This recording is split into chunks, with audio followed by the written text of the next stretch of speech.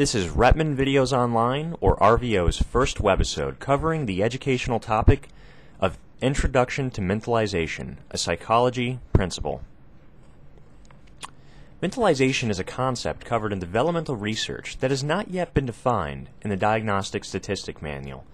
Essentially, before an individual creates a mental definition of another object or instance, a pre-conscious mental activity must always take place. This is the main principle of mentalization. It is this activity specifically which enables us to perceive and interpret the human behavior of others in the way that we do. Take a moment to pause the video and reflect on this if you need to before we move on. When we interpret the behavior of others, this leads into the inferences and conclusions that we make about them, or the judgments or biases that we create. We can infer their needs, their desires, their feelings, their beliefs, their goals, or their rationality of decisions. However, when we do this, we want to make sure that we always consider the fundamental attribution error and avoid it. Make sure you know that stable internal attributions are always placed over unstable internal attributions, and that external attributions must always be considered.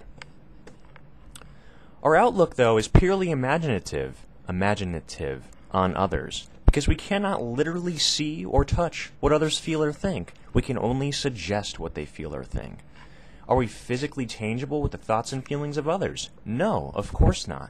We do not have that physical contact, and it has yet been determined that we will have that physical contact. This leads, though, to the theory that mentalization is a similar process that occurs with ourselves, that mental preconscious leap is necessary for even our own understanding of our own mental experiences, which thus regulates and organizes our own thoughts, feelings, and emotions. We use mentalization both ways. Hence, look at this diagram between the self, or you, and the others, or other, of individuals in your social sphere.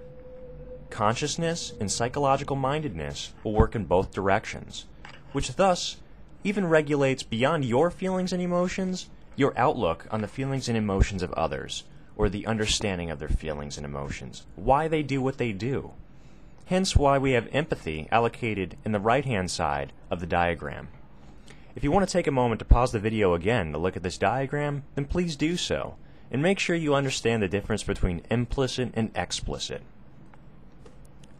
The necessity of mentalization, it cannot be stressed any more than the simple fact that without mentalization, cooperative and competitive environments would essentially lack competitivity or cooperation between individuals. We need mentalization because it's strategic as well as necessary. We can compete more efficiently in either cooperative or competitive environments. Think about it. If we can't predict or suggest human behavior, then how will we be able to cooperate or compete with others? That leads into the inquiry that, does one's ability to infer the behavior of others, is it directly linked to his or her IQ or response times in situations? I'll leave that one to you to think about. And to wrap this video up, the capacity of one's mentalization is perhaps determined by his or hers early experiences in life, as well as his or hers genetic inheritance, at least to an extent. We'll cover that more thoroughly in our next webisode known as The Origins of Mentalization. If you enjoyed this video, that's great. If you didn't, I'm sorry.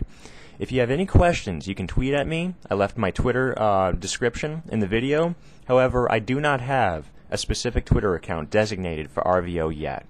If you keep watching these videos and my viewership increases, then I'll certainly by all means create one.